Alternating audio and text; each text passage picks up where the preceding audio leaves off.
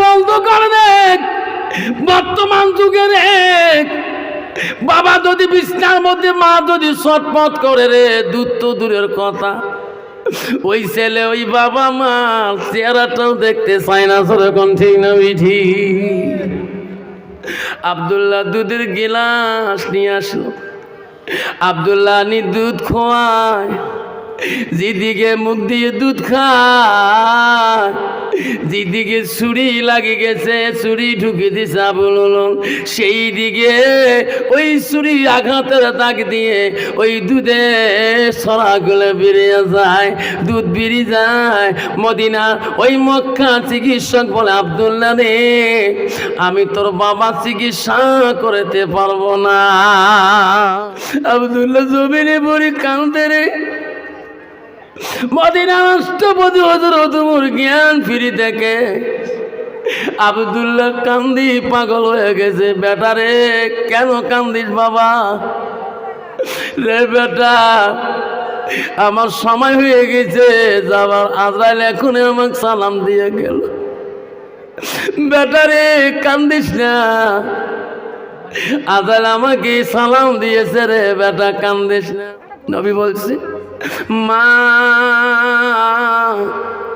তুমি জাহান্নামের দরজার দিকে একবার তাকাও। ফাতেমা কদিজা, আব্বা আপনি কেন জাহান্নামের দিকে যাবেন? আমি নবী উম্মতের জ্বালায় একবার মিজানে যাব, একবার ফুলসেরাতে যাব, একবার হাসরের ময়দানে যাব, আর একবার জাহান্নামের দিকে যাব। আমি নবী থাকাকালীন আমার উম্মতকে আমি জাহান্নাম যেতে দেব না। মদিনা আসছে হযরত ওমর। একদিন সকালবেলা কেতাব আছে, ইনি রাজ দরবারে বসিয়েছেন। এমন সময় একটা যুবক আসি মদিনার খলিফার কাছে আরজি করল, ও খলিফা মুসলিমিন, আমি বহুদিন থেকে আপনার দরবারে আসি, কেউ দেখা পাই না। বাবা, সব মানুষ কি সবসময় দেখা পাওয়া যায়? খলিফা গো, আমি আজকে বহু আশা করে আপনার দেখা পাইলাম, আমার মনে বড় আবেগ। মদিনার রাষ্ট্রপতি খলিফা ওমর বলছে, এই বেটা, বাড়ি কোথায় তোমার? তোমার আবেগ কি? বলছে, খলিফা, আমি মানুষের মুখে শুনছিলাম আপনি বলে গরিবের কাছে দাঁড়ান, যেরকম সুবহানাল্লাহ, আপনি বলে গরিবকে সহায় করেন। খলিফা গো, আমি এক অসহায় মানুষ, আমি বহুদিন থেকে তোমার দরবারে আসি, দেখা পাই না, আজকে দেখা পাইলাম। ওগো খলিফা, আমি একটা বিদিন, আমি লেহেন্দার যুদ্ধের মধ্যে আমাকে মুসলমানরা বন্দী করে, যেরকম সুবহানাল্লাহ।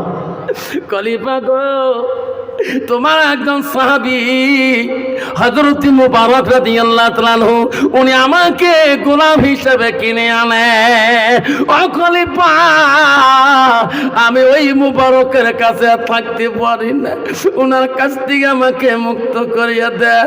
আমি বড় অসহায় হয়ে গেছে, আমি থাকতে পারি না। আমাকে কিনে আনছে গোলাম হিসেবে মুবারক, কিন্তু মুবারকের কাছে থাকা বড় কঠিন। আমি প্রতিদিন 200 দিরহাম করে টাকা দেই মুবারকে, তবু আমার ঋণ বলে এখনো পরিশোধ হয় না। ওগো খলিফা, মুবারকের কাছ থেকে আমাকে মুক্ত করে দাও। ওইসে বেটা, মুবারকের কাছে তুমি গোলাম হিসেবে আছো? বলে হ্যাঁ। তুমি প্রতিদিন 200 টাকা 2 দিরহাম করে টাকা দাও, তোমার ইনকাম কি? ইনকাম থাকা লাগবে না? তখন বিদিন বলছিল, খলিফা, আমার জীবনে 3টা কর্ম করি। কয়টা? সবাই জোরে বলবেন, কয়টা? 3টা কর্ম করি, উপজানা করি। 1 নম্বর কি? 1 নম্বর হলো গো খলিফা, আমি একজন কর্মকার, আমি হলাম কামার। বোঝেন তো? লোহা গরম করি, কেমন গরম করি ডাঙায় গো, ফেকড়া ফেকড়ি লোহা একদম বনবনা বানিয়ে দেয়, যেরকম ঠিক না? ঠিক। 2 নম্বর কর্ম হলো আমার, আমি সুতা বানাইতে পারি, সুতা বিজনেস করি। 3 নম্বর কামে হলো আমার আত্মীয়ান, আমি ছবি আঁকাইতে পারি। এই 3টে বিজনেসের দ্বারাই আমি মোবারকের ঋণ শোধ করি। এখনো সুদ হয় না, আমি আর পাইতে পারি না। মদিনার খলিফা বলল, বেটা রে তোমার নামটা কি? কইছে আমার নাম হলো আবু লুলু। আবু লুলু, আমি শুনছিলাম তুমি বলে একটা উপজাতির শিল্প, তুমি বলে আকাশে উড়ে কল বানাইতে পারো, তুমি বলো বড় ব্রেন জ্ঞানী মানুষ। হ্যাঁ আবু লুলুল, আমি মদিনার রাষ্ট্রপতি উমর বলছি, আমাকে তুমি একটা আকাশে উড়ে কল বানিয়ে দেবা, যত টাকা লাগবে, যত দিরহাম লাগবে আমি উমর দিয়ে দেব, তারপরে মোবারকের কাছ থেকে তো খালাস করে দেব। কন্ত বাবা একজন সত্য লাগিয়ে দিল মদিনার রাষ্ট্রপতি, ওনাকে আকাশে না উড়ে কল না বানা পর্যন্ত ওনাকে মুক্ত করে দিবে না। কেমন করে পাবে গো? বহুদিন সময় লাগবে। ওই আবু লুলু বলল, ও মদিনা রাষ্ট্রপতি, আমাকে যে সত্য দিলেন আমার তো সময় হবে না, বহুদিন লাগবে, তবু তো মুবারকের গোলামি করে থাকতে হবে। আবু লুলুর মনে দুঃখ রইল আর বলল, খলিফা লাগবে না আমার সহায়, লাগবে না আপনার কাছে, আর লাগবে না। মনে আবেগ নিয়ে দুঃখ নিয়ে আবু লুলুল চলে যার বলে, খলিফা রে মনে রাখিস, মদিনার মানুষের মুখে শুনছিলাম আপনার কাছে কেউ দাঁড়াইতে পারে না, আপনার সাথে কথা বললে বলে তরবালটা আগে বেরিয়ে আসে। আমি আবু লুলুল প্রতিশ্রুতি করলাম, আমাকে আজকে যত বড় বিপদে দিলেন কিন্তু আমার সহায় করতে পারলেন না, আমি আবু লুলুল ছাড়ব না। একদিন আমার কাছে আপনার ধরা পড়তে হবে, আমি আবু লুলুল তোমাকে ছাড়ব না। বাবা কার মানে কি আবেগ আছে কেউ বলতে পারবে? বহুদিন চলে গেছেন, খলিফা মুসলিমিনের খেয়াল ছিল না, আবু লুলুল বেঈমানের খেয়াল ছিল। আমি মদিনার রাষ্ট্রপতির দরবারে এমনভাবে যাব যাতে মদিনার রাষ্ট্রপতি হযরত আমাকে চিনতে পারে না। হযরত মসজিদে ফজরের নামাজ পড়তে গেছে রে, আবু লুলুল মুসলমানদের রূপ নিয়ে, নামাজি রূপ নিয়ে, মুত্তাকিনদের রূপ নিয়ে, পরহেজগারী রূপ নিয়ে মদিনার রাষ্ট্রপতি উমরের পিছনে নামাজ পড়বে গো। আরে তরবালটা কাপড়ের ভিতরে নিয়েছে, তরবালটা কাপড়ের ভিতরে নিয়ে মদিনার রাষ্ট্রপতি হযরত উমরের নামাজের পিছন কাতারে দাঁড়ায় আছে। আবু লুলুল মনে রাখে, মনে আজকে আমি তোমাকে ছাড়বো না, জনমের বিদায় দিয়ে যাব, আমি তো তরবাল কাপড়ের ভিতরে নিয়ে আসি। সবাই নামাজি মুত্তাকিন এসে গেল, মদিনার খলিফা হযরত উমর ইমামতির জায়গায় দাঁড়াইয়া গেল। আবু লুলুল ভাবল রে এখন তরবাল মারা যাবে না, কারণ মুসলমানদের একটা নিয়ম আছে, যতক্ষণ নামাজি নিয়ত বাঁধবে না অতক্ষণ ওনারা হাত নড়ানড়ি করে, যখন ঠিক না ঠিক, যখন আল্লাহু আকবার বলবে, ইমাম যখন সূরা কেরাত পড়বে, তখন কোনো মুক্তাদি হাত নড়াইবে না। হযরত উমর খলিফা রাষ্ট্রপতি ফজরের নামাজের ইমামতির জায়গা দাঁড়ালেন, আল্লাহু আকবার। বেঈমান আবু লুলুল নিয়াত বাঁধল না, পিছনে দাঁড়িয়েলেন, সব মুক্তাদিরা নিয়াত বাঁধলেন, সাহাবারা নিয়াত বাঁধলেন। আবু লুলুল তরবালটা কাপড়ের ভিতর থেকে টানা শুরু করলেন। মদিনা রাষ্ট্রপতি রে সূরা ফাতিহা শুরু করে দিলেন। সূরা ফাতিহা শেষে আবু লুলুল এমন ভাবে তরবালটা বাড়ি করে, এমন ভাবে হযরত উমরের শরীরে মারা শুরু করে দিলেন। মারতে মারতে হযরত উমর ধুলি পড়ল না, বাকি কিছু মুমিন নামাজিরা আবুলুলকে ধরে ফেলাইল, নামাজে নিয়ে নষ্ট করে দিল, বেঈমানকে ছাড়ি দিল না। হযরত উমরের ওয়াক্ত নামাজ প্রথম রাকাত নামাজ পড়াইয়া দাঁড়াইয়া আর দাঁড়ে থাকতে পারে না, দ্বিতীয় নামাজ রাকাত পড়াইতে পারে না। হযরত উমর পিছনে তাকে দেখে আব্দুর রহমান বিন আওফ রাদিয়াল্লাহু তাআলা সাহাবী, ওনার হাত ধরি টানি বলে, আব্দুর রহমান রে, নামাজ নষ্ট করা যাবে না, আমার ইমামতির জায়গায় তুমি দাঁড়ায়া দ্বিতীয় রেখা নামাজটা পড়াইয়া দাও, আমি আর নামাজের কাতারে থাকতে পারি না। মদিনার রাষ্ট্রপতি রে, দ্বিতীয় কাতার থেকে প্রথম ইমামতি জায়গা থেকে আব্দুর রহমানকে সামনে দিয়ে যখন বাইরে পড়ে গেলেন, সালাম করে পড়ে গেলেন।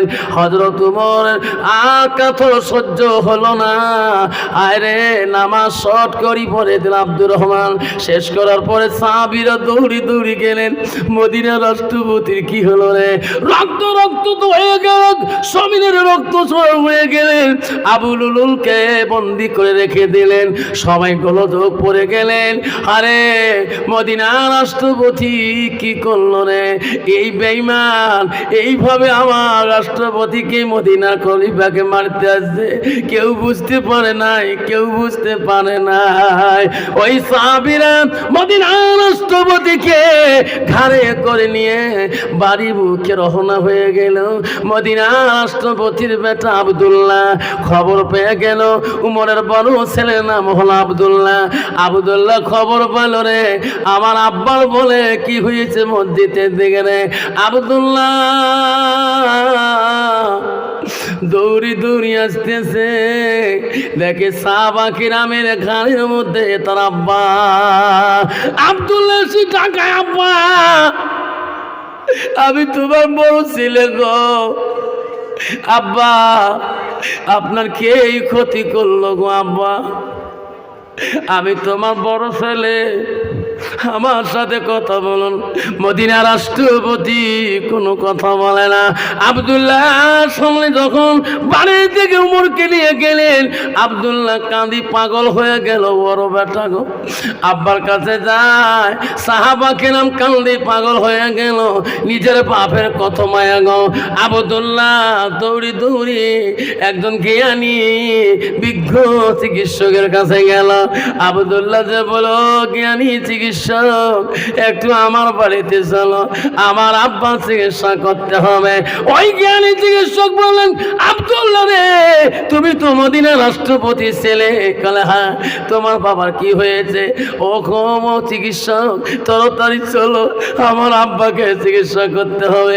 মদিনার রাষ্ট্রপতি ছেলে আব্দুল্লাহ বাবার জন্য কান্দে।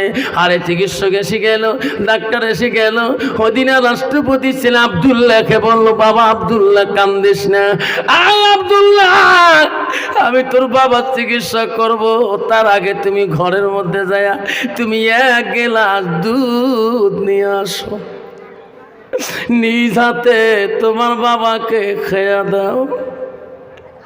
আব্দুল্লাহ কান্দে রে, বাবার জন্য ঘরে দেখি দুধ আনে গো। বন্ধ করে দেখ, বর্তমান যুগের বাবা যদি বিছনার মধ্যে, মা যদি ছটফট করে রে, দুধ তো দূরের কথা, ওই ছেলে ওই বাবা মা চেহারাটাও দেখতে চায় না। সেরকম ঠিক না বিধি? আব্দুল্লাহ দুধের গিলাস নিয়ে আসলো, আব্দুল্লাহ নি দুধ খোয়ায়, যেদিকে মুখ দিয়ে দুধ খায়, যেদিকে ছুরি লাগে গেছে, ছুরি ঢুকে দিছে আবুল, সেই দিকে ওই ছুরি আঘাতের দাগ দিয়ে ওই দুধে সরাগুলো বেরিয়ে যায়, দুধ বেরিয়ে যায়।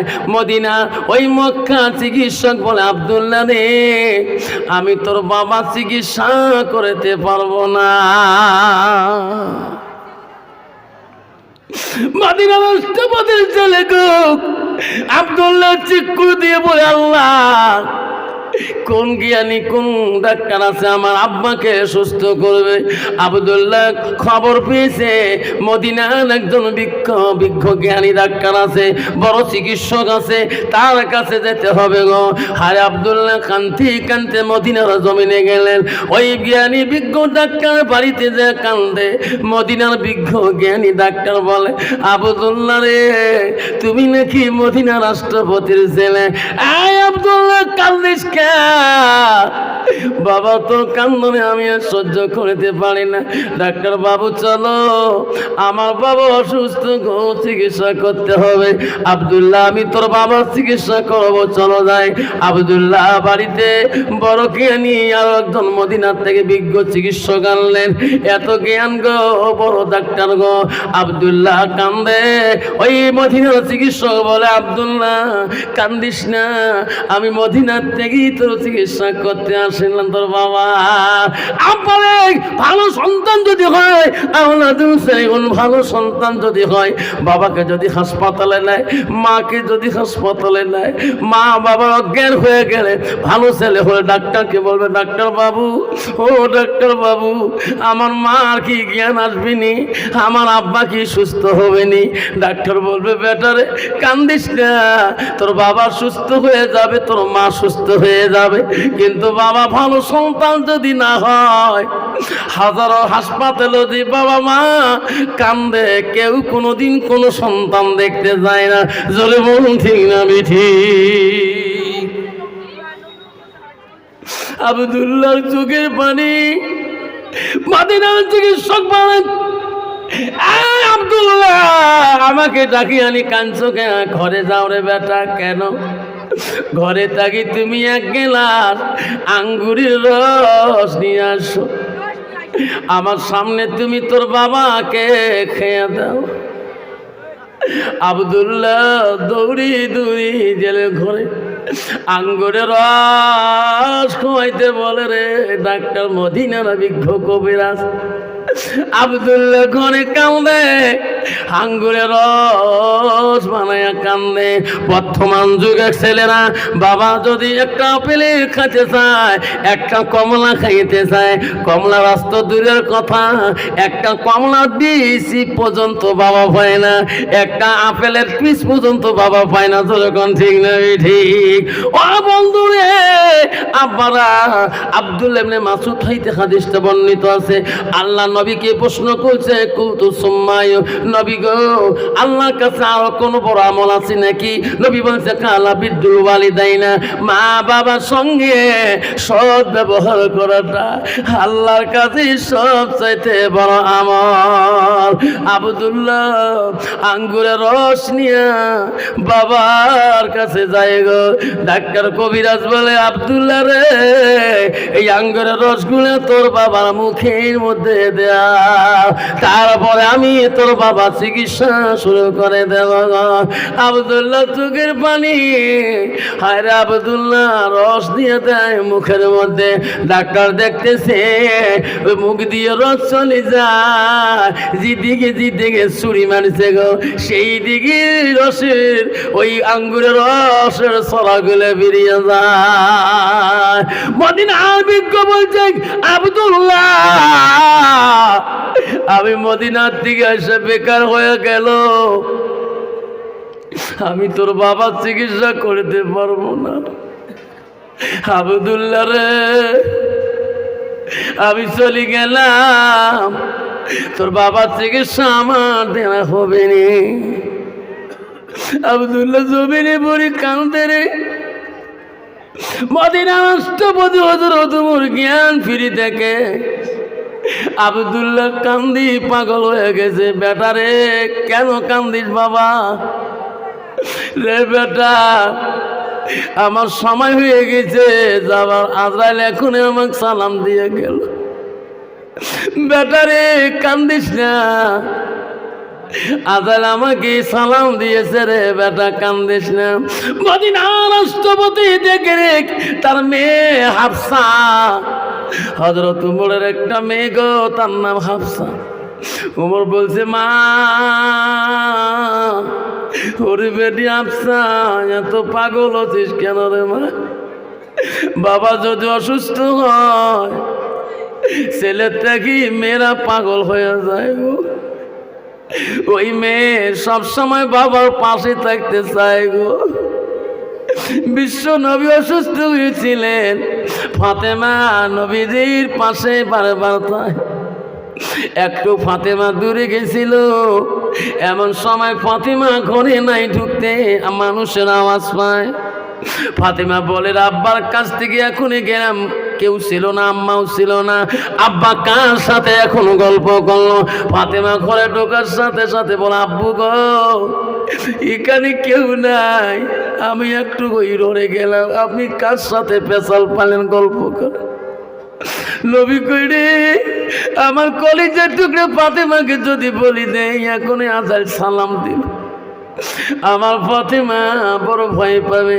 ফাতেমা আব্বা এখানে কেউ নাই, কার সাথে গল্প করলেন? নবী বলো বেবি রে যার সাথে গল্প করলাম তিনি বল নিষ্ঠুর। বাপকে যদি কারি নিয়ে যায় বেটি চিরকালের ইতিম হয়ে যায় রে বেটি।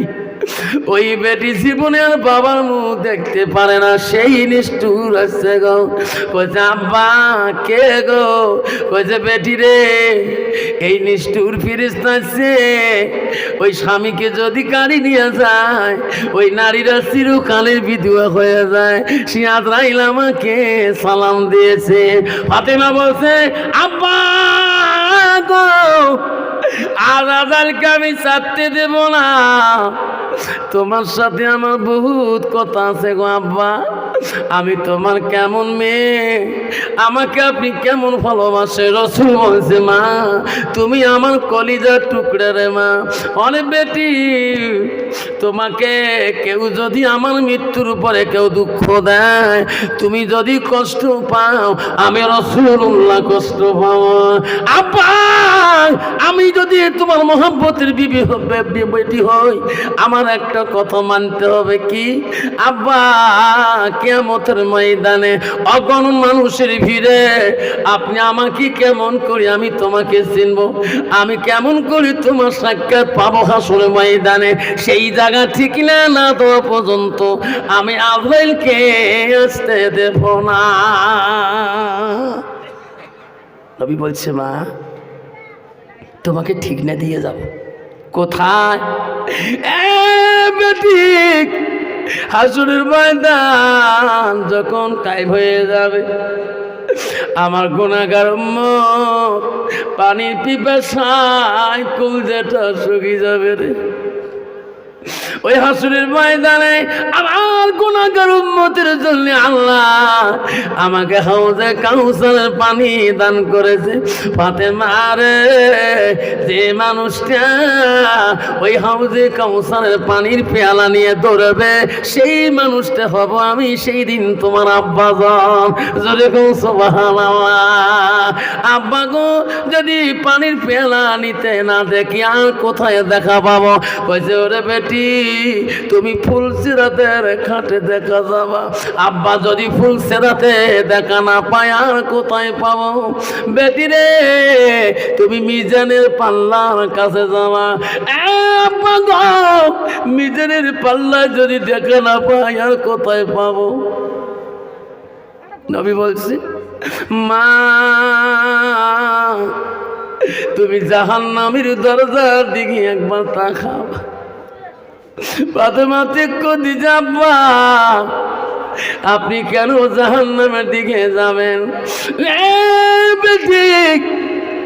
আমি নবী উম্মতের জ্বালায় একবার মিজানে যাব, একবার ফুলসিরাতে যাব, একবার হাসরের ময়দানে যাব, আর একবার জাহান্নামের দিকে যাব। আমি নবী থাকাকালীন আমার উম্মতকে আমি জাহান্নাম যেতে দেব না। লাই থাকবে ওরে বেটি কেন যাব না? আমি নবী হাসরে থাকাকালীন আমার গুনাহগার উম্মতকে আমি জাহান্নামে যেতে দেব না। দয়ার নবী প্রেমের ছবি আর আসবে না। সবাই কন দয়ার নবী প্রেমের ছবি আর আসবে না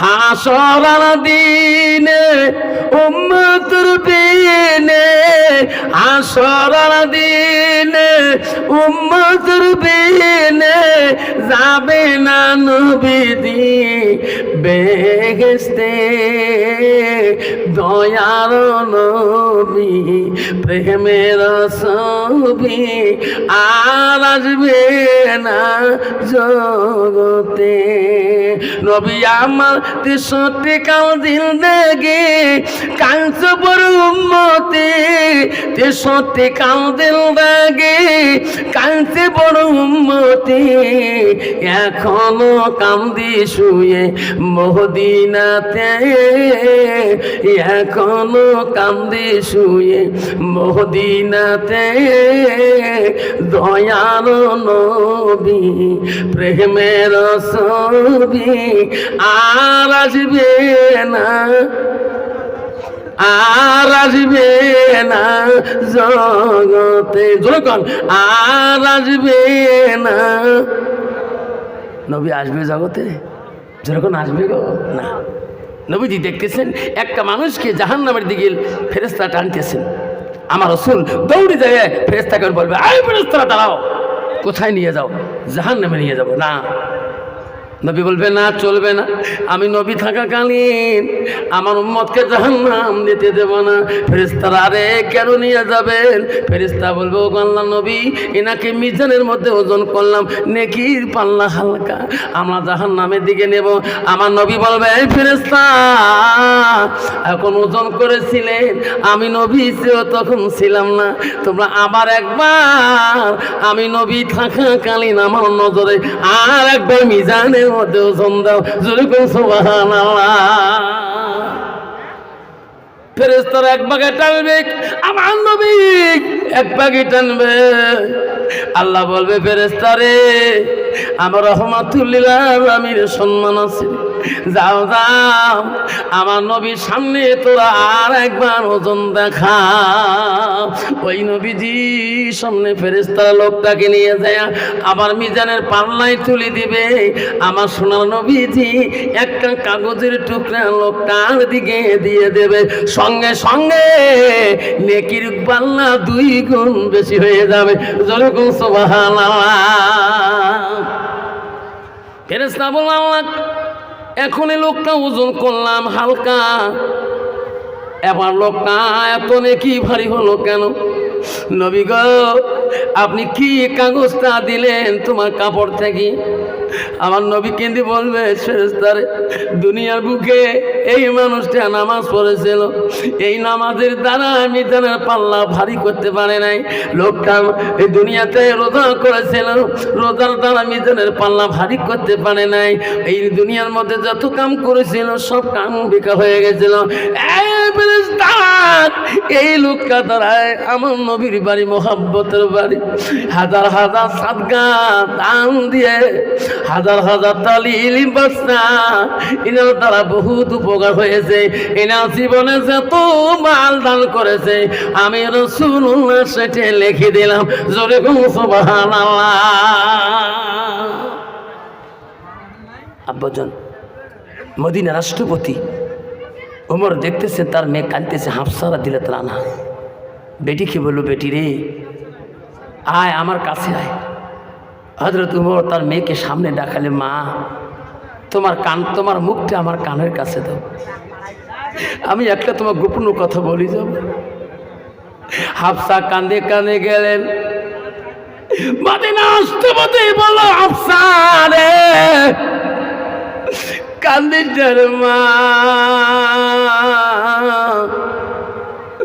আমি মদিনা রাষ্ট্রপতি হতে পারে আমিও যাবো রে মা মারে আমি তো একটা কথা বলি যাই রে মা মা তুই আমার জন্য এক জায়গায় ভিক্ষা করতে হবে এক জায়গায় সাহায্য চাইতে হবে মা তুমি পারবে কি না মদিনা রাষ্ট্রপতি হযরত ওমরের মেয়ে হাফসা বল আব্বা আপনি মদিনা রাষ্ট্রপতি হয়ে তার মেয়ে কার কাছে সাহায্য আনতে যাবে, কার বাড়িতে যাব, কার কাছে যাও? মদিনা গলিবাগ হযরত ওমর বলে, বেটি আমি যার কাছে পাঠে দেই তার কাছে যা। কোথায়? আমার নবী স্ত্রী হযরত মা আয়েশা আম্মাজানের কাছে যা। আব্বা গো, হযরত আয়েশার কাছে কি দিবে? ওমর বলল, বেটি রে, আয়েশা আম্মাকে বলবা নবীজির মৃত্যুর উপরে তার কাছে আছে হযরত আবু বকর আয়েশার আব্বা। আবু বকরের পরে ওই জায়গাটা ফাঁকা আছে, কারো কবর হয় নাই রে বেটি। আমি হযরত ওমর আবু বকরের পরে শুয়ে থাকতে চাই, সেই জায়গাটা আমাকে দান করবে কিনা? মদিনা রাষ্ট্রপতির মেয়ে কাঁদতে কাঁদতে আয়েশা আম্মাজানের দরবারে যায়। নবীজির স্ত্রীর কাছে হাফসা দেয়া বলে, বোন রে, আমিও নবীর স্ত্রী, তুমিও নবীর স্ত্রী রে বোন। আজকে আমার আব্বা তোর দরবারে পাঠিয়ে দিল, আমাকে খালি হাতে তুমি ফিরে দেবে না। হাফসার কান্দন দেখে আয়েশা বলছে, হাফসা রে, আমার আব্বা চলে গেছে, তোর আব্বা চলে যাবে। আয় হাফসা কান্দিস না, বল কি দুঃখে তুমি কান্দো, তুমি বলো। বলছে, বোনে রে, আমার নবীর পরে তোমার আব্বা ঘুমিয়ে আছে, তোমার আব্বার পরে কেউ ঘুমায় নাই, কবরের জায়গাটা খালি, সেই জায়গাটা আমার আব্বা তোর কাছে দান স্বরূপে চায়। অগবর আমার আব্বা পাঠিয়ে দিল, আপনি না কোয়া পর্যন্ত আমার আব্বা আমার জন্য অপেক্ষা হয়ে থাকবে। হযরত আয়েশা সিদ্দিকে বলছে, হাফসা রে, তোমার আব্বা আমার আব্বার সাথে এত বন্ধুত্ব ছিল, আমার নবীর এত ভালোবাসা ছিল, আমার আশা ছিল নবীর পরে আমার আব্বা শুয়ে আছে, আব্বার পরে আমি শুয়ে থাকবো, কিন্তু তোমার আব্বা এইটুক জায়গা দান চাইলে আমি আয়েশা শুয়ে থাকতে চাই না, আমার আব্বার পরে তো আব্বার জন্য আমি ওই জায়গাটা দান করে দিলাম। জোরে কোন সুবহানাল্লাহ। আব্বা জন আমার শোনার চানারা, আজকে দীপুর পাড়ার জমিনে কার আব্বা কোন জায়গায় শুয়ে আছে আল্লাহ রসুল বলছে, ইজা মা তালেন সানুয়ান কাতানু আমালাহু। নবী বলেন, মানুষের মৃত্যুর পরে মানুষের সৎ আমলগুলা, নেক আমলগুলা কবরে জেলে বন্ধ হয়ে যায়। আমার রসুল বলল, ইল্লা মিন সালাসাতিন, তিনটা আমল কবরবাসীর জন্য বন্ধ হয় না। আমার নবী বলল, সাদাকাতুল জারিয়া, যারা দুনিয়ার বুকে সাদকা জারিয়া করে, দান খয়রাত করে। সেই জন্য বাপজন আমার শোনার চানারা, আজকে তোমাদের বাবা মা কেউ কেউ কারো বাবার কবর আছে বাঁশবাগানের ভিতরে, কারো বাবার কবর আছে দিঘির পাড়ে, কারো বাবার কবর মা আছে বাঁশবাগানের পিছন পাশে, কারো বাড়ির সামনে, কারো বাড়ির পিছনে। আব্বাজন আমার সোনার চানটা, তোমার মা 3.5 হাত মাটি ছাড়া কিছু নিয়ে যেতে পারে নাই, সেই মাটার নামে, সেই বাবাটার নামে আজকে এই মাদ্রাসার জন্যে আব্বাজন আমার রসুলের বাড়ির জন্য মহব্বতের জন্যে একটা বাবা কি আসবেন যে হুজুর, আমি আমার বাবার নামে, আমার মার নামে সাদগা স্বরূপে আমি 5,000 টাকা আমি আমার মার নামে দানপত্র করে দিয়ে গেলাম। এমন একটা বাবা আছেন, একটা মা আছেন, জীবনে সব কিছু ছাড়ি তোমার মা তোমার বাবা কবর ছাড়া কোনোটাই যায়নি। তোমার বাবার না পেয়ে 3.5 হাত জায়গা নিয়ে চলে গেছে, আব্বা তুমিও চলে যাবে সেই 3.5 হাত জায়গা, আমি সেই বাবার মার নামে আজকে এই মাদ্রাসার জন্য মাদ্রাসাতুল বাইতি এই নবীর বাড়ির জন্য একটা বাবা যদি ওয়াদা করেন, হুজুর আমি আমার মা বাবার নামে সাদকা স্বরূপে আমি 5,000 টাকা আজকে আমি ওয়াদা দিয়ে গেলাম, বাবা কেউ উঠবে না। এই মাদ্রাসার বাচ্চা আই বসে আছে একটা বাবা, কেউ যাবেন না, আমার পরে বক্তা আসতেছেন, আসুন। কোন আছে বাবা? একটা বাবা খালি। হুজুর আজকে আমার মা নেই, বাবা নেই হুজুর, আমি আমার মা বাবার জন্য আমি 5,000 টাকা আমি আজকে ওয়াদা দিয়ে গেলাম।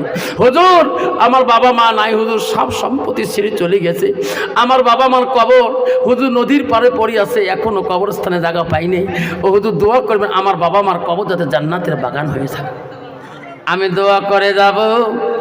আমার মা বোনেরা আব্বারে একটা বাবার কাছে চাইলাম গো, 5,000 টাকা চাবো না আব্বারা, আমি একটা একটা করে বাবার দরবারে, ও বন্ধু রে 1,000 করে যদি 50টা বাবা দিয়ে যায় 50,000 টাকা হয়ে যাবে, নবীর বাড়ি কোনোদিন ঘরে থাকবে না। সর্বপ্রথম আমি 50টা বাবার দরবারে আমি 1,000 করে টাকা ওয়াদা চাইলাম, আমি যে দোয়া করব আমার মা বলে না, তোমাদের প্যান্ডেল থেকে যদি 1,000 পাঠিয়ে দাও, 500 টাকা পাঠিয়ে দাও, আমি আফসার আলী দোয়া করব মা, তোমার বাবা তোমার মা জান্নাতে বাগানে ঘুমিয়ে থাকবে।